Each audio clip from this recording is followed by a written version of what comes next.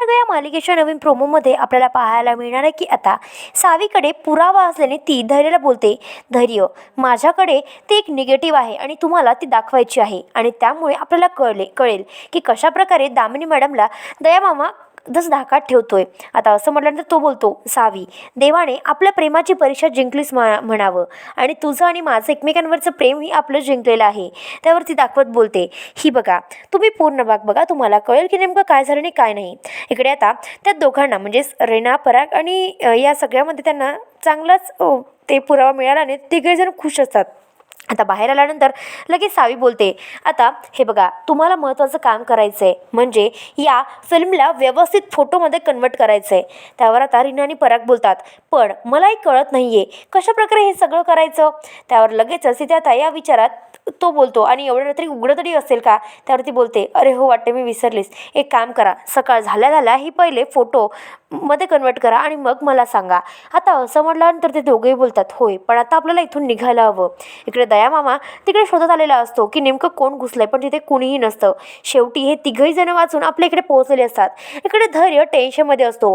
कधी एकदा सावी येते ना, आणि कधी एकदा ती आपल्या डोळ्यासमोर येते, तिला आपण कधी भेटतोय कधी बोलतोय हेच त्याच्या मनामध्ये असतं. इकडे आता सावी तिथे विचार करत करत आलेली असते की नेमकं असं काय असेल. तितक्या धैर्य बोलतो, आताच्या आता जाऊन पाहायला हवं. जर ती दयामामाच्या रूममध्ये न असेल तर, त्या घरात असेल तर, तिला काही झालं असेल तर. त्याच्या मनामध्ये 100च्या 60 प्रश्न उगवलेले असतात. आता तो तितक्यात दार खोलणार तर समोरून सावी येत असते. त्यावर लगेचच तो बोलतो, कुठं होतीस तू. तितक्या तिथे ती बोलते, 1 मिनिट तुम्ही असे बोलताय माझ्याशी. त्यावर लगेच तो बोलतो, होय जे समजायचं ते समज, सांग आता कुठे होतीस आतापर्यंत, मला किती. तितक्यात तिथे ती लगेच बोलते, 1 मिनिट तुम्हाला माझी काळजी वाटते की पुरुषीपणा गाजवत आहेत. त्यावर तो बोलतो, जे समजायचं ते समज, फक्त सांग. त्यावर तिथे लगेच ती बोलते, म्हणजे तुमचं माझ्यावर प्रेम आहे की नाही हे तुम्ही एक्सेप्ट करा बरं. त्यावर तो बोलतो, हे बघ सावी, मी तुझ्या आईला शब्द दिलाय, तुला काही झालं ना तरी असं एकटं सोडणार नाही आणि म्हणून विचारतोय. त्यावरती बोलते, इतकं एवढं मोठं महाभारत घडतंय आणि तुम्ही त्या महाभारतामधून फक्त माझी काळजी करताय, म्हणजे कमालच आहे बाबा.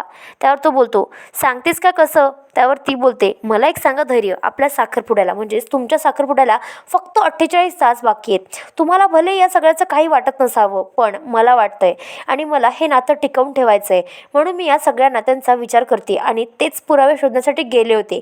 त्यावर तो बोलतो, काय तू कशाला गेलीस तिथे एकटी, आणि तुला काही झालं असतं म्हणजे. त्यावर लगेच ती बोलते, मला काहीही झालेलं नाही आहे आणि तुम्हाला इतकी काळजी होती तर तुम्ही जायचं होतं ना.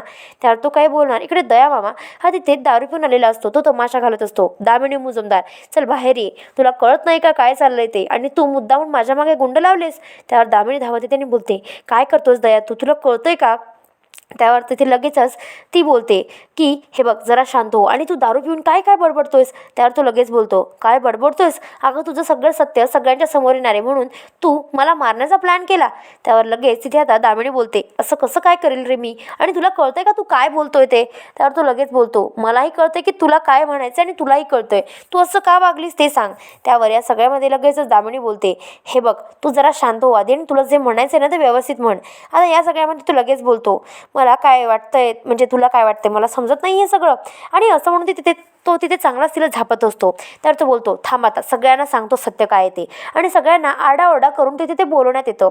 सगळेजण येतात आणि बोलतात, काय झालं काय झालं. त्यावर तो बोलतो, चला तुम्हाला ना मी एक दामिनीचं सत्य सांगतो, आणि असं म्हणत असतो. त्यावर ती बोलते, मीच सांगते, आणि असं म्हणून ती बोलते, जो साखरपुडा परवा होणार होता तो साखरपुडा उद्याच होणार आहे. आता असं म्हटल्यानंतर सगळ्यांनाच मोठा धक्का बसतो. त्यावर सावी रडत बोलते, हे सगळं काय चाललंय देवा, आयुष्य आणि प्रेम हे दोघेही माझी परीक्षा घेत आहेत. इकडे आता इरा बोलते, धैर्य तुम्ही खुश तर आहात ना. त्यावर धैर्यला काही बोलावं काहीच कळत नसतो, तो बिचारा रागारागात असतो. तर इकडे आता दामिनी बोलते, चला सगळ्यांनी तयारीला आवरा, आणि इकडे आता तो नुसता सावीकडेच बघत असतो. जी असते ना ती त्या घरामध्ये पुरावे शोधण्याचा प्रयत्न करते. तिला वाटतं की काही ना काही नक्कीच सापडेल. रीना आणि पराग हे दोघेही जण इकडे पुरावे शोधत असतात. खरं तर त्यांना असं वाटतं की आता इथे पुरावे असणारच, पण एकही पुरावा त्यांच्या हाती लागत नसतो. इकडे धैर्य हा टेन्शनमध्ये आलेला असतो. सावी कुठे असणार अजूनही आलेली नाहीये, आणि तो तिच्या टेन्शनमध्ये असतो. मामा इकडे बाहेर बेशुद्ध पडलेला असतो. त्याला हलकीच जाग येते आणि बघतो तर काय, आपण कुठेतरी वेगळ्याच जागी पडलोय हे त्याला कळून चुकलेलं असतं. तो विचार करतो, आपण इथे नेमकं आलोय, पण आता इथे कसं काय आलो ह्याचा काही त्याच्याकडे पुरावाच नसतो. त्यामुळे तो एकदम घाबरून जातो. इकडे धैर्य सगळीकडे शोधायला जातो. सावी कुठेच दिसत नाही, म्हणून त्याचा जीव घाबराघोबरा होत असतो. त्याला असं वाटतं की कदाचित इथेच कुठेतरी सावी असेल. सावी नसल्याने त्याचा जीव सुद्धा लागत नसतो आणि तो याच विचारात इकडे तिकडे शोधत असतो. फोन लावून बघतो तर फोनही रिसीव्ह करत नाही, कारण इकडे सावीने फोन एक साईड ठेवलेला असतो. आता त्यांचं शोधणं चालूच असतं.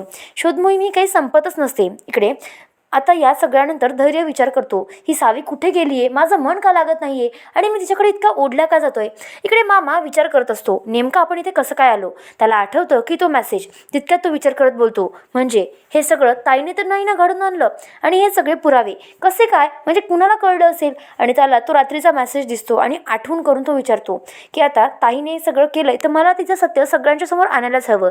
आणि तो याच विचारामध्ये रागारागात निघालेला असतो. तो बोलतो, एक मिनटं, मला पहिले घरी जाऊन बघावं लागेल. म्हणजेच काय तर ताईने हे सगळं माझ्यापासून लपवून ठेवलं. तिने कोणाला तरी सांगून माझा गेम करायचा प्रयत्न केला, पण नशीब मी वाचलो. आणि तो आता विचार करत करत आपल्या घराकडे निघालेला असतो. इकडे सावी धैर्यच्या विचारात असते. तिला असं वाटतं की काही झालं ना तरी कुठल्याच प्रकारचं इथे क्लू सापडला तर आपल्याला बरंच होईल. तर इकडे सावी आणि धैर्य हे दोघेही जण विचारच करत असतात की नेमकं आपण कशा प्रकारे जुळू. तर आता या सगळ्यानंतर सावीच्या मनात येतं की आता आपण इथे कुठेतरी पुरावे शोधायलाच हवे, पण पुरावा एकही सापडत नसतो आणि त्यामुळे ती टेन्शनमध्ये आलेली असते. सावी तर तिचं चाललेलंच असतं, पण आता तिथे रीना आणि पराग धावत येतात आणि बोलतात, सावी मला असं वाटतं की आपण इथून निघायला हवं, कारण खूप मोठा प्रॉब्लेम हा होऊ शकतो. त्यावर सावी बोलते, पण आपल्याला काही ना काहीतरी शोधावं लागेलच ना, आणि जर आपण असं खाली हात गेलो तर किती मोठा प्रॉब्लेम होईल. कारण मला दामिनी मॅडमला का बरं हे सगळं टॉर्चर करतंय ना हे मला शोधून काढायलाच हवं. त्यावर तिथे आता ती बघते तर काय, तिला खाली एक इन्व्हलप दिसतं. इकडे दया हा घराकडे आलेला असतो. दया मात्र घराकडे आल्यानंतर तो शोधित नसल्याने तो आता चाबी खोलण्याचा प्रयत्न करतो. खरं तर चाबी लागतच नसते.